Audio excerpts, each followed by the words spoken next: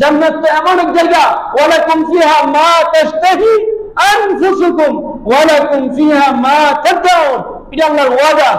আল্লাহ বলছে জান্নাতে যা চাইবে তা দিবেন। ইন্নামাল মুমিনুনা আল্লাযীনা ইযা যুকিরাল্লাহু ওয়াজিলাত কুলুবুহুম ওয়া ইযা তুলিয়াত আলাইহিম আয়াতুহু যাদাতহুম ঈমানা। ঈমানদার কোরআন যত বলে তত শুনে, ঈমানদারদের কানের মধ্যে কোরআন যতই বলে তত শুনতে ইচ্ছে করবে।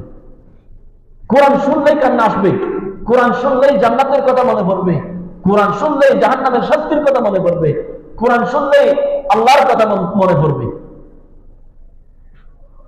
এখন তো আমরা মনে শান্তি দেওয়ার জন্য কি পড়ি, কি শুনি? গান বাজনা, হিন্দি গান, আরো কি কি বাংলা গান, কত রকমের। আবার ওখানে মিউজিশিয়ান যারা আছেন, সিঙ্গার, তাদের অনেক লম্বা লিস্ট আছে যারা বেশি গান শুনে।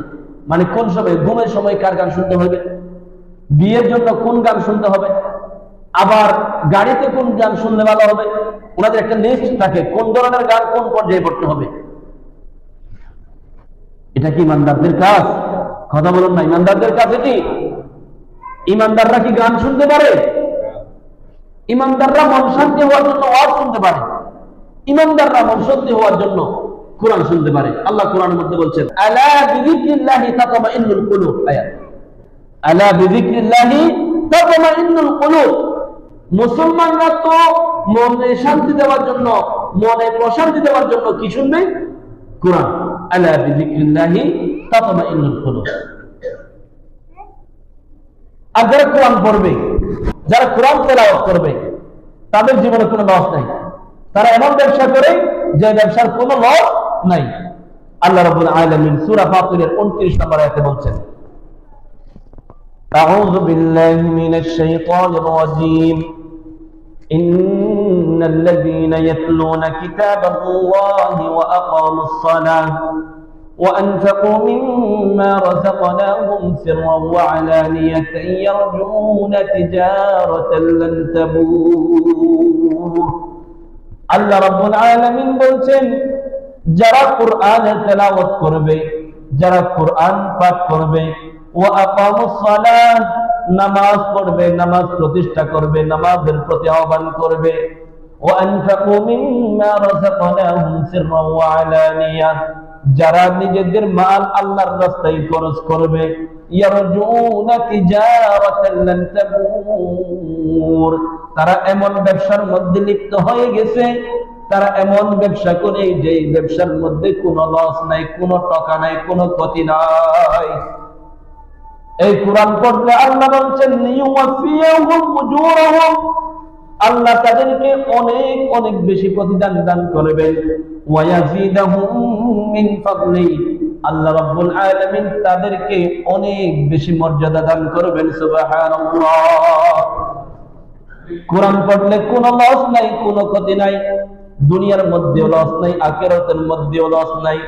কোরআনের জন্য সময় দিলে লস নাই, ক্ষতি নাই, কোরআনের জন্য সময় বের করলে লস নাই, ক্ষতি নাই, নিজের সন্তানকে কোরআন শিখালে লস নাই, ক্ষতি নাই, কোরআন শিখার জন্য সময় বের করে মসজিদে কোরআন শিখলে লস নাই, ক্ষতি নাই। আল্লাহ রাসূল সাল্লাল্লাহু আলাইহি ওয়াসাল্লাম বলেছেন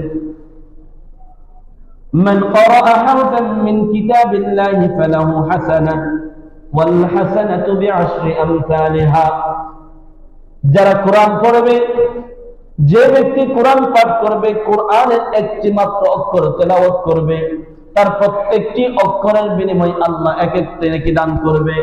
রাসূল বলেন এক একটি নেকিকে আল্লাহ 10 গুণ বৃদ্ধি করে দেবেন। সুবহানাল্লাহ। তার মানে কোরআনের যদি কোনো কেউ একটি অক্ষর তেলাওয়াত করে, একটি অক্ষর পাঠ করবে, আল্লাহ তাকে কয়টি সওয়াব দান করবেন? কয়টি? 10টি। কোরআনের কেউ যদি একটি অক্ষর পাঠ করে, আল্লাহ তাকে কয়টি নেকি দান করবেন? আর বড় করে কয়টি?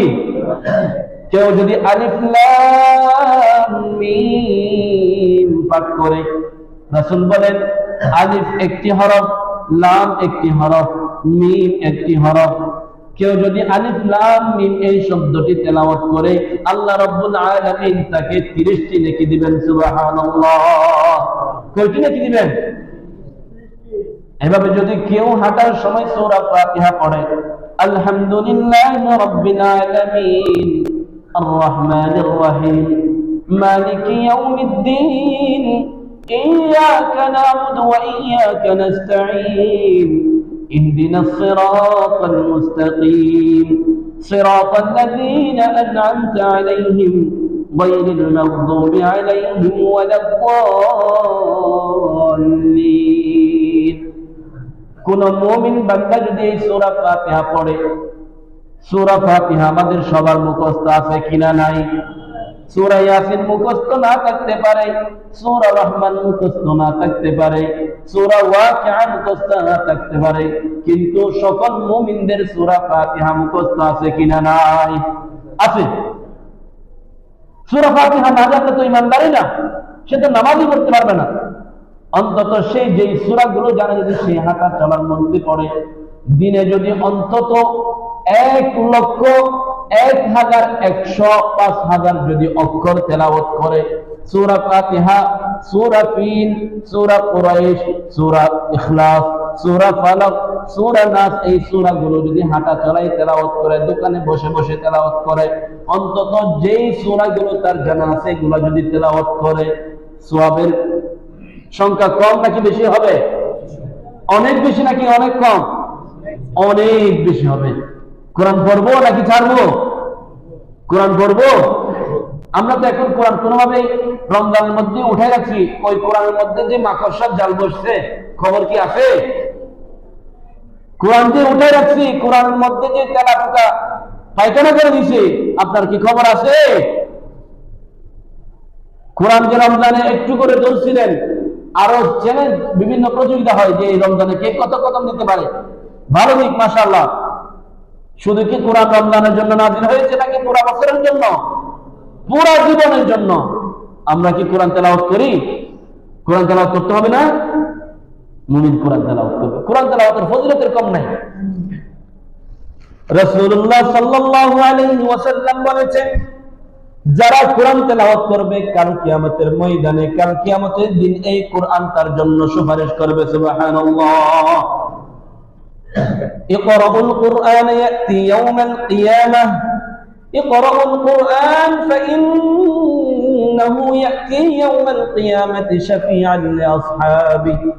রাসূলুল্লাহ সাল্লাল্লাহু আলাইহি ওয়াসাল্লাম বলেছেন, তোমরা কোরআন পড়ো, তোমরা কোরআন তেলাওয়াত করো, তোমরা কোরআন পাঠ করো, কারণ এই কোরআন কিয়ামতের ময়দানে তোমাদের জন্য সুপারিশকারী হবে। সুবহানাল্লাহ। কিয়ামতের ময়দানে কোরআন সুপারিশ করবে। এজন্য কোরআন পড়তে হবে। জান্নাতে যদি যাইতে চায়, জান্নাতে যদি সুপারিশ পেতে চায়, কি পড়তে হবে ভাই? কোরআন পড়তে হবে। এই যে মসজিদের মধ্যে কোরআন পড়ে আছে, কারা কোরআন পড়ে? কয়জন মানুষ মসজিদের মধ্যে আসে আগে আগে এসে এই যে একটা কোরআন আছে, একটা আয়াত কি মুখস্থ করি? কয়জন মানুষ আছে? কোরআন পড়তে হবে, কোরআন পড়তে হবে। এছাড়া আমাদের সুপারিশের চান্স খুব কম। কোরআনের সাথে লাগানো ছাড়া জান্নাতে যাওয়া কঠিন হয়ে যাবে। যে ব্যক্তি কোরআনের সাথে যত সম্পর্ক রাখবে, যে জাতি, যে পরিবার কোরআনের সাথে যত বেশি সম্পর্ক রাখবে, আল্লাহ তার মর্যাদা তত বেশি করে দিবেন। সুবহানাল্লাহ। মুসলিম শরীফে একটি হাদিস আসছে, ইন্নাল্লাহা ইয়ারফাউ বিহাযাল কিতাব ওয়া ইয়াদাউ বিহি কওমান আখারিন। আল্লাহ রাব্বুল আলামিন জাতিকে, কোন এক জাতিকে এই কিতাবের মাধ্যমে, কোরআনের মাধ্যমে সম্মানিত করবেন, উচ্চ মর্যাদা দান করবেন, তাদেরকে উত্তম করবেন। আরেক জাতিকে এই কোরআন দ্বারা লাঞ্ছিত করবেন, ক্ষতি করবেন। কোরআনের সাথে যারা লাগবে, যে জাতির মধ্যে, যে পরিবারের মধ্যে কোরআন পাঠক বেশি থাকবে, কোরআনের হাফেজ বেশি থাকবে, কোরআন পড়বে ওয়ালা বেশি থাকবে, কোরআন নিয়ে মক্তবে যাওয়া মানুষ বেশি থাকবে, আল্লাহ সেই পরিবারের মধ্যে বারাকাত, রহমত নাযিল করতে থাকবেন। সুবহানাল্লাহ। এই পরিবারের মর্যাদা আল্লাহ রাব্বুল আলামিন ফেরেশতাদের সামনে নাম উল্লেখ করে বলতে থাকবেন। আরেকটা হাদিসের মধ্যে আসছে, যারা দুনিয়ার বুকে কোরআন তেলাওয়াত করে, ফেরেশতাদেরকে সামনে নিয়ে এভাবে তাদেরকে আল্লাহ গৌরব করে, তাদেরকে আল্লাহ গৌরবান্বিত হয়ে বলে, এই ফেরেশতা দেখো, তোমরা না বলেছিলে এই মানুষগুলাকে না বানাইতে, তোমরা না নিষেধ করেছিলে এই মানুষগুলাকে বানাইয়েন না, আল্লাহ এরা ঝগড়া ফসাদ করবে, এ দেখো তারা আমার কোরআন তেলাওয়াত করতেছে। আল্লাহ গৌরবের সাথে বলবে। চিন্তা করে দেখেন, এই যারা কোরআন পড়বে, আল্লাহ রাব্বুল আলামিনের কোন পরিবার আছে? কে বলতে পারবেন? আল্লাহ রাব্বুল আলামিনের পরিবার আছে? আল্লাহু কুল হুয়াল্লাহু আহাদ, আল্লাহুস সামাদ, লাম ইয়ালিদ ওয়া লাম ইউলাদ ওয়া লাম ইয়াকুল লাহু কুফুয়ান আহাদ। তার কোনো পরিবার নাই, তার কোনো সন্তান, তিনি কারো কাছ থেকে আসেননি, তার কাছ থেকেও কেউ আসেনি। তিনি একমাত্র ইলাহ, প্রভু। আল্লাহর কোনো পরিবার নাই। কিন্তু আমরা যদি কোনো একজন মেম্বারের পরিবারের মানুষ হয়, কত গৌরব করে রাস্তায় রাস্তায় বলি না? যদি চেয়ারম্যানের পরিবারের লোক হয় আরো কত গৌরব। যদি পার্লামেন্টের এমপির পরিবারের মানুষ হয় কত গৌরব। যত রাজার পরিবারের মানুষ হলে তো রাস্তা পাশ দিয়ে হাঁটবেও না, তাকে তো দেখাও যাবে না, তার চতুর্পাশে বাহিনী থাকবে, সে যে হাঁটবে তাকে দেখার কোনো সুযোগ নাই, তার গায়ে লাগার কোনো সুযোগ আছে? এত অহংকার তার মধ্যে, এত গৌরব তার মধ্যে। যে এমপি, যে মন্ত্রী, যে রাজা, যে দুনিয়াকে বানাইছে, ওই মহান আল্লাহর যদি পরিবারের মানুষ হওয়া যায়, তাহলে আমাদের গৌরবটা কোথায় যাবে? কত বেশি হবে? রাসূল সাল্লাল্লাহু আলাইহি ওয়াসাল্লাম বলেছেন, এক শ্রেণীর মানুষ কিয়ামতের দিন আল্লাহর পরিবারের মর্যাদা লাভ করার সুযোগ থাকবে। সুবহানাল্লাহ। আল্লাহর পরিবার হওয়ার ইচ্ছা করতেছে, তাহলে কি হইতে হবে? হাদিসের মধ্যে আসছে, قال النبي صلى الله عليه وسلم إن لله أهلين من الناس قالوا يا رسول الله من هم قال هم أهل القرآن أهل الله وخاصته রাসূলুল্লাহ সাল্লাল্লাহু আলাইহি ওয়াসাল্লাম বলেছেন, মানুষদের মধ্যে কিছু এমন লোক থাকবে যারা আল্লাহর পরিবারের মধ্যে অংশীদার, আল্লাহর পরিবারের মধ্যে অন্তর্ভুক্ত হওয়ার সুযোগ থাকবে, আল্লাহর পরিবারের মধ্যবর্তী হওয়ার গৌরব অর্জন করবে, মর্যাদা লাভ করবে। সাহাবায়ে কেরাম জিজ্ঞেস করলেন, ইয়া রাসূলুল্লাহ, আমরা তো জানি আল্লাহর কোনো পরিবার নাই, আল্লাহর কোনো পরিবার নাই, আল্লাহর কোনো ছেলে সন্তান নাই, আল্লাহর কোনো পরিবার নাই, আপনি কি বলছেন এটা? ইন্না লিল্লাহি আহলিনা মিনান নাস ক্বালু ইয়া রাসূলুল্লাহ। সাহাবায়ে কেরাম জিজ্ঞেস করবেন, এমন মর্যাদাশীল, এমন গৌরবশীল, এমন মহান সেই ব্যক্তিগুলো কারা যারা আল্লাহর পরিবারের মধ্যে মর্যাদা লাভ করবে? রাসূল বললেন, হুম আহলুল কুরআন আহলুল্লাহি ওয়া খাসাতু। তোমরা যাদের কথা শুনতে বসে আছো, যারা আল্লাহর পরিবারের অন্তর্ভুক্ত হবেন, তারা হলো কোরআনের পরিবার, তারা হলো কোরআনের পাঠক, তারা হলো কোরআনের মুহাব্বতকারী, তারা হলো কোরআনের পরিবার, কোরআনওয়ালা আহলুল কুরআন। তারা কোরআনের হাফেজ হবে, তারা কোরআনের পাঠক হবে, তারা কোরআন তেলাওয়াত করবে। যারা কোরআন তেলাওয়াত পাঠ করবে তারা আল্লাহর বিশেষ পরিবারের মর্যাদা লাভ করবে। সুবহানাল্লাহ। এই যে আল্লাহর পরিবার যদি অন্তর্ভুক্ত হইতে চান, কোরআন বেশি বেশি পড়তে হবে। হুজুর এটা শুধু হাফেজরা হইতে পারবে, আমরা মনে হইতে পারবে না। কেন পারবেন না? বেশি বেশি কোরআন পড়েন, মুখস্থ করতে থাকেন, শিখতে থাকেন। এখন তো আপনি রমজানে কে যে কোরআন কোথায় রাখছেন? এখনো পর্যন্ত আপনার বাড়িতে কোরআন সেটা মাকড়সার জালে আর একটা ঢাল বানিয়ে রাখছে, আপনার খবর নাই। তো আপনি আল্লাহর পরিবারের হওয়ার মর্যাদা লাভ করবেন কিভাবে? হাফেজরা হওয়া তো সহজ ব্যাপার, এরা দিনে না পড়লেও তো 4 ঘন্টা 5 ঘন্টা 6 ঘন্টা, যারা হিফজ করে তারা তো 12 থেকে 14-15 ঘন্টা কোরআন পড়ে। 12 থেকে 14-15 ঘন্টা কোরআন তেলাওয়াত করে। ভাবা যায়? আমরা তো হিফজ করে পড়েছি, ঘুম আর খাওয়া ছাড়া বাকি সমস্ত সময় কোরআনের মধ্যে।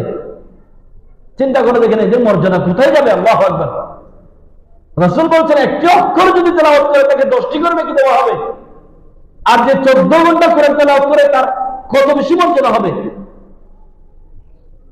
হাফেজদেরকে দেখলে বুকে নিবেন, মাথায় হাত বুলাবেন, মুহাব্বত করবেন, চা খাওয়াবেন, পকেট থেকে বের করে নাস্তা খাওয়াবেন। কিয়ামতের দিন এরা আপনার জন্য সুপারিশ করবে। আরেকটি হাদিসের মধ্যে রাসূল সাল্লাল্লাহু আলাইহি ওয়াসাল্লাম বলেছেন, কিয়ামতের দিন জাহান্নাম একেবারে অবধারিত হয়ে গেছে। এমন 10 শ্রেণীর মানুষের জন্য একজন হাফেজকে শক্তি দিবে, পাওয়ার দিবে, সুপারিশ করে জান্নাতে নিয়ে আসার জন্য। সুবহানাল্লাহ। একটা হাফেজকে, একজন হাফেজকে এমন পাওয়ার দিবে যে জাহান্নামের লিস্টভুক্ত, আওতাভুক্ত হয়ে গেছে এমন 10 মানুষকে টেনে জান্নাতে নিয়ে আসতে পারবে, এমন পাওয়ার থাকবে। তারা খারাপ পরিবারের মধ্য থেকে হবে, পরিচিত মানুষ হবে। একজন মানুষ গিয়ে ওই হাফেজকে বলবে জাহান্নামের লিস্টে অন্তর্ভুক্ত হয়ে গেছে, হুজুর আমাকে চিনেন? বলবে একটু একটু চেনা চেনা লাগতেছে। ওই যে আমি আপনাকে চা খাওয়াইছিলাম, দোকানে বসে বসে আপনাকে দেখলে সালাম করতাম, বুকে নিতাম, মাথায় হাত বোলা দিতাম, দোকানে বসে চা খাওয়াইতাম, আমি সেই আব্দুল্লাহ। তার সাথে সাথে মনে পড়বে, ফেরেশতারা তার মাইন্ডে এটা মনে করে দিবে। তখন হাফেজ সাহেব বলবে যে ও আমার তো মনে পড়েছে, তো আপনার কি হয়েছে? আল্লাহ আমাকে জাহান্নামের মধ্যে পাঠিয়ে দিচ্ছে। তখন হাফেজ সাহেব বলবে যে তাকে হাতে নিয়ে, আল্লাহ ইনি আমাকে মহব্বত করতেন, আমাকে ভালোবাসতেন, ইনি আমাকে নাস্তা খাওয়াইতেন, আমি ওনাকে খুব মহব্বত করতাম, উনি আমাকে দেখলেই শ্রদ্ধা করতেন, অন্তর থেকে মহব্বত করতেন, আমি সেটা দেখে দেখে শান্তি পাইতাম। আল্লাহ আপনি তাকে জাহান্নামে দিতে পারেন না। তখন ফেরেশতাদেরকে আল্লাহ ডাকবেন, এ ফেরেশতা হাফেজ সাহেব কি বলতেছে শুনো। ওই ব্যক্তি কি জাহান্নামের মধ্যে লিস্ট হয়ে গেছে?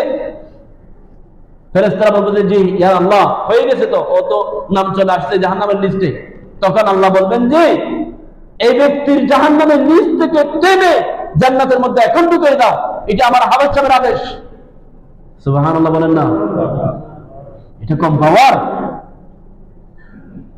এটা কিন্তু হয়নি। এই যে দিনে 10-12 ঘন্টা 14 ঘন্টা কোরআন পড়তেছে, এমনকি ঘুমের মধ্যে পড়ে। আমি যখন ছোট ছিলাম আমার আম্মু বলতো, যখন মাঝে মধ্যে বাসায় আসতাম, আমরা তো মাসে 2 মাসে একবার বাসায় আসতাম, আম্মু বলতো কি তুই ঘুমাস নাকি কোরআন পড়স? তুই কি ঘুমাস নাকি কোরআন পড়স? মানে ঘুমালেও আমার মুখ দিয়ে কোরআন বের হতো। এটা শুধু আমার না, আপনাদের পরিবারে যাদের সন্তান হাফেজ আছে তারা ওখানে রাত দিন কোরআন পড়তে পড়তে কোরআনের সাথে এমন অভ্যস্ত হয়ে গেছে, ঘুমাইলেও মুখ দিয়ে কোরআন বেড়ে যায়। সুবহানাল্লাহ। এই যে আমরা ঘুমের মধ্যে অনেক কিছু বলি না, যে বাস্তবে যা কিছু করে উল্টাপাল্টা বলে, সে ঘুমের মধ্যে উল্টাপাল্টা বলে। যে বাস্তবে অতিরিক্ত গান গায় সেই ঘুমের মধ্যেও গান গাইবে। এটি স্বাভাবিক, এটি একেবারে অলৌকিক কিছু না। আমার একেবারে প্রায় সময় বলতো তুই কি ঘুমাস নাকি কোরআন পড়স? অনেক সময় হুজুরকে বিচার দিত।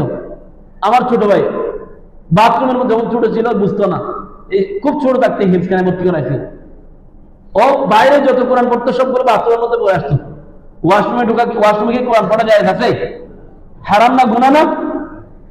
আমি বাসায় গেলে আম্মু বিচার দিত, কিরে বাথরুমে কোরআন পড়া তুই বড় গুনাহ, আর এই দেখি সবসময় বাথরুমে কোরআন পড়ে। আমি বললাম ভালো হয়েছে, ও বাথরুমে পড়ে বাইরে পড়ে, ওর জন্য সবগুলাই সওয়াব। সুবহানাল্লাহ। আর ও যেখানে পড়বে তাকে সেগুলাই সওয়াব, আপনি সেগুলোর ভাগীদার হবেন। এই যত কোরআন পড়বে যেখানে পড়ুক না কেন সব সওয়াব আপনার নামে লিপিবদ্ধ হচ্ছে। সুবহানাল্লাহ। ছেলেদেরকে হাফেজ বানাবেন। একটা ছেলে যদি হাফেজ বানাইতে পারেন, একটা সন্তান যদি হাফেজ বানাইতে পারেন, পুরো বংশের গৌরব, পুরো বংশ জান্নাতের ওসিলা হবে। যদি প্রকৃত হাফেজ, প্রকৃত কোরআন ওয়ালা, প্রকৃত কোরআনের আমলকারী বানাইতে পারেন একটা ছেলেকে, তাহলে পুরো বংশের জন্য এই ছেলে নাজাতের ওসিলা হবে ইনশাআল্লাহ। একেবারে পারলে পুরো বংশ মিলে একটা একটা হাফেজ বানান। একজনে পারলে তো 4-5টা করতে পারলে তো যা আছে, সবাইকে পারলে তো ভালো।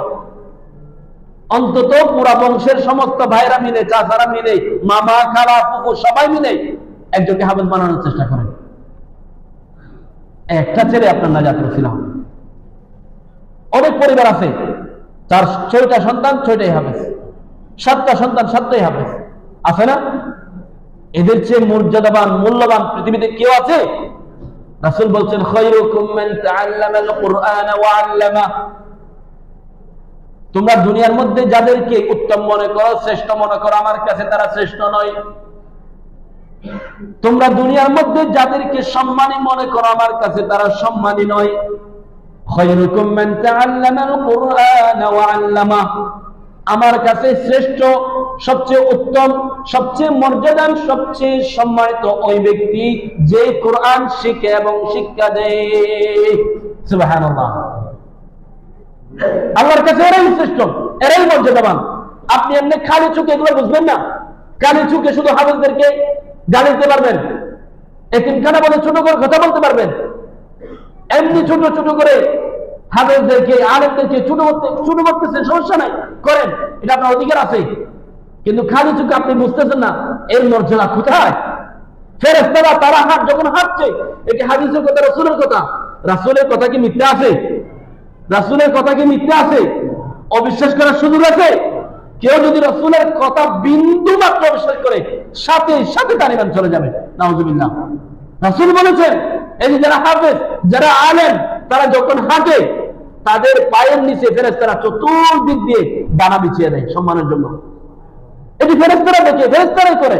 আপনি ফেরেশতাদেরকে দেখেন না, কেমনে এটা দেখবেন? আপনি কি ফেরেশতা দেখেন? ফেরেশতা দেখে মনে হয় অনেকে আছে, হুজুর আমি তো ফেরেশতা দেখি, এজন্য তাদেরকে সম্মান করে, এটা আমি দেখি না এজন্য তাদেরকে আমিও সম্মান করি না।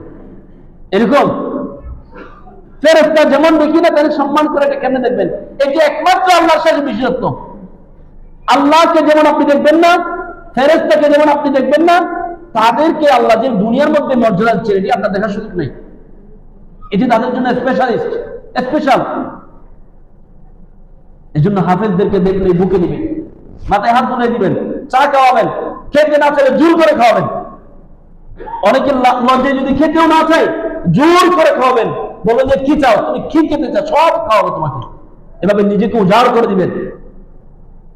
ওই যে বললাম, কিয়ামতের দিন আপনি পরিচয় দিলে ও আপনাকে চিনে ফেলবে, চিনে ফেলবে। অনেক মানুষ জাহান্নামের মধ্যে যাবে, যাওয়ার পরে ওই হাফেজকে দেখবে যাকে সেই সহযোগিতা করেছিল, আদর করেছিল, একটা কিতাব দান করেছিল, একটা কোরআন হাদিয়া দিয়েছিল, তাকে বাসায় আনি আদর মায়া মহব্বত করত।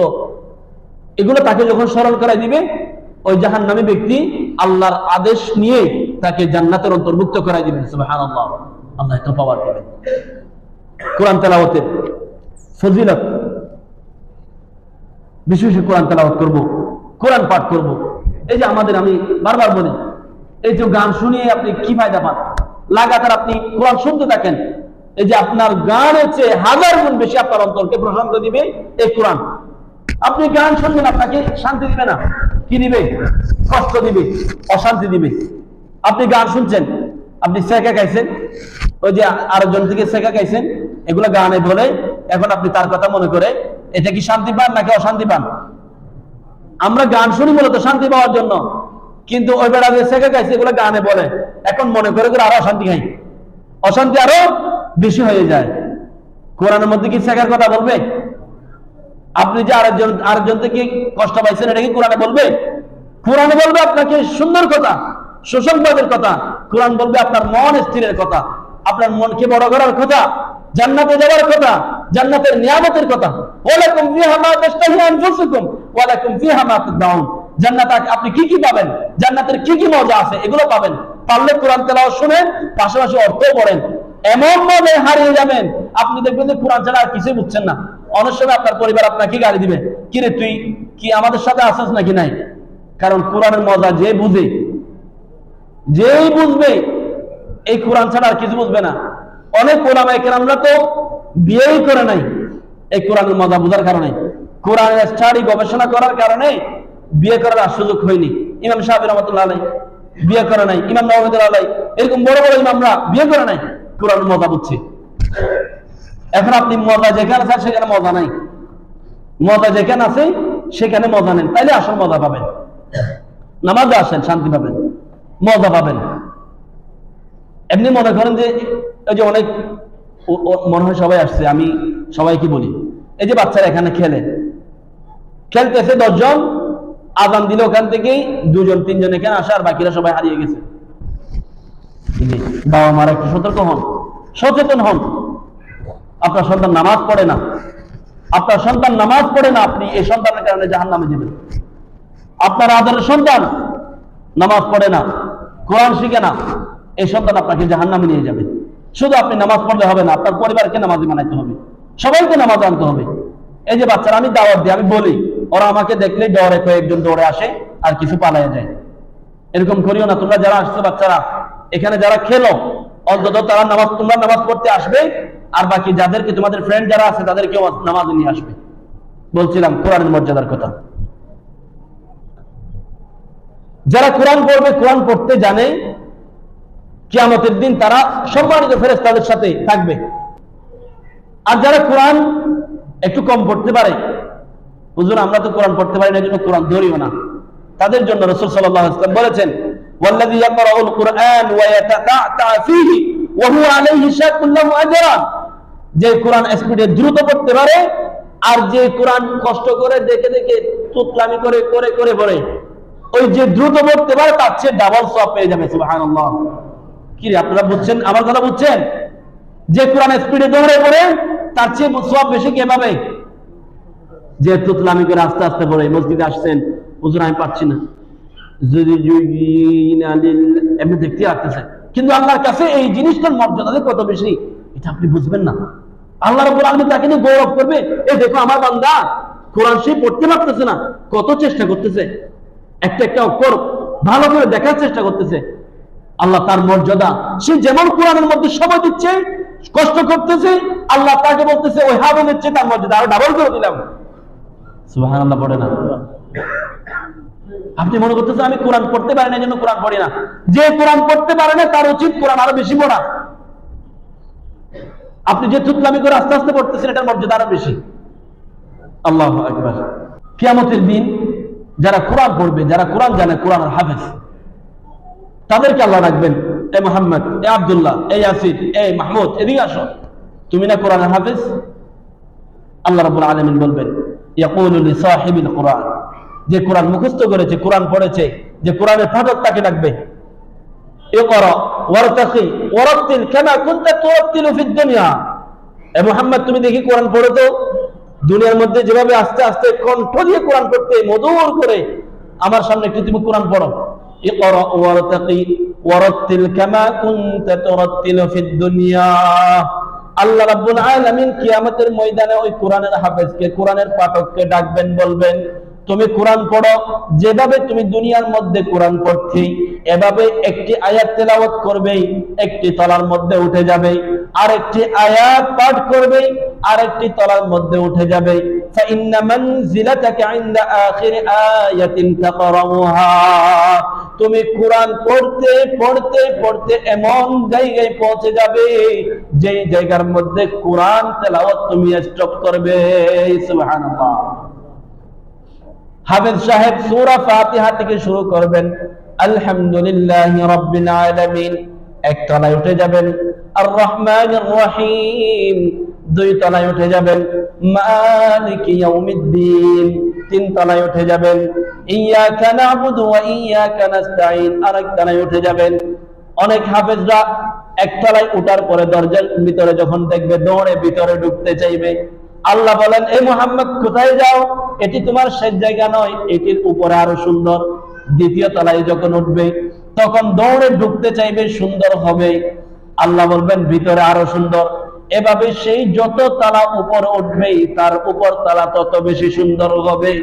একজন হাফেজে কোরআন যদি ৬,২৩২ কিংবা ৬,৬৬৬ আয়াত আল্লাহর সামনে তেলাওয়াত করতে পারে, আল্লাহ তাকে ৬,৬৬৬ তালা বিল্ডিং দান করবেন। সুবহানাল্লাহ। আল্লাহ যদি আমাকে জান্নাতে দেন, আমি আপনাদের সবাইকে দাওয়াত দিব, একজনকে ১০০ টাকা করে দিয়ে দিব। হাফেজদেরকে আল্লাহ এত শক্তি দিবে। এই যে ৬,৬৬৬ টাকা এত বিল্ডিং আমি কি করব? আপনারা সবাই নামাজ পড়তে আসেন, আপনাদের সবাইকে আমি বিল্ডিং দিয়ে দিব, নামাজ পড়েন, আমার বিল্ডিং থেকে ভাগ দিয়ে দিব।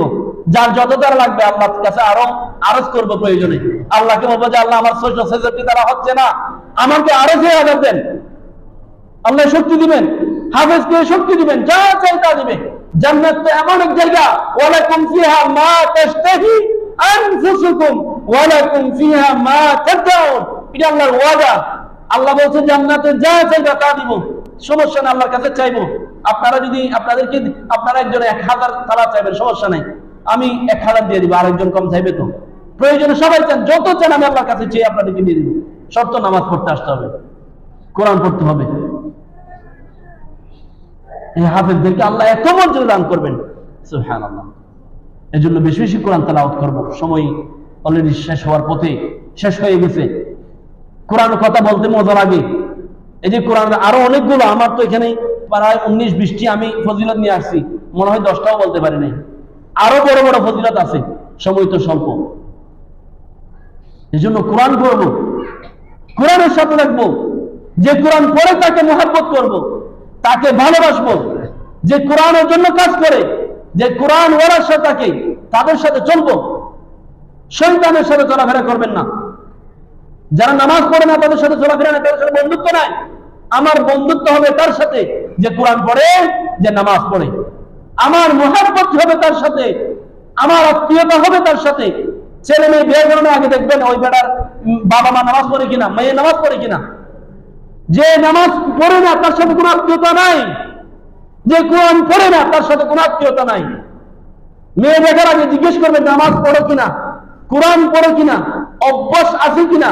যদি এতে অভ্যস্ত থাকো, ওকে ফাইন, তোমার কিছু দরকার নাই, তুমি চলে আসো, ওয়েলকাম। দুনিয়ার মধ্যে এই 100 টাকা 200 টাকা 50 টাকার লোভে কোনো বেনামাজি নারীকে বিয়ে করবেন না। বেনামাজি নারীকে বিয়ে করার দরকার নাই, বেনামাজির সাথে সম্পর্ক করার দরকার নাই, বেনামাজির সাথে আত্মীয়তা করার কোনো দরকার নাই। জিজ্ঞেস করবেন নামাজ পড়ে কিনা। নামাজ পড়লে ওকে ফাইন, ওয়েলকাম। আর নাই, তুমিও নাই আমিও নাই, নামাজ নাই তুমি নাই আমিও নাই, এভাবে বলে চলে আসবেন। আল্লাহর কাছে দোয়া করছি। আমার কথা আপনারা বুঝছেন তো না? আমার কথা ক্লিয়ার হয়েছে? কোরআন পড়বেন তো? আচ্ছা, যারা কোরআন পড়বেন না একটু হাত তোলাতে দেখি। আল্লাহ যারা কোরআন পড়বে না বলছে তাদেরকে কোরআন পড়ার তৌফিক দান করুন, বলুন আমিন। আর যারা কোরআন পড়বেন তারা একটু হাত তোলেন, সবাই মিলে, সবাই বড় করে বলেন ইনশাআল্লাহ পড়বো। কোরআন যে উপরে রেখে দিছি ওটা বের করবেন তো ইনশাআল্লাহ আজকে থেকে। মাকড়সার জাল একটু পরিষ্কার করিয়েন, যে উপরে রেখে মাকড়সার জাল ধরেছে, ডাল আর একটা হয়ে গেছে। এই যে তারা ফুকামিনী পায়খানা করে দিচ্ছে কোরআনে, আপনার খবর নাই। এই যে এটা সাফ করবেন, পরিষ্কার করবেন। অন্তত পড়তে না পারলে দেখে দেখে তুতলামি করবেন, আল্লাহ বাবার জবাব দিবে। তাও যদি না পারেন, এভাবে নিয়ে নিয়ে মুখে বাজাবেন, মহাব্বত করবেন, চুমু দিবেন, তাও লাভ আছে। তাও কোরআনটাকে পরিষ্কার রাখবেন। পারবেন তো ইনশাআল্লাহ? আল্লাহ আমাদের সকলকে তৌফিক দান করুন, বলুন আমিন। ওয়া আখিরু দাওয়ানা আলহামদুলিল্লাহি রাব্বিল আলামিন।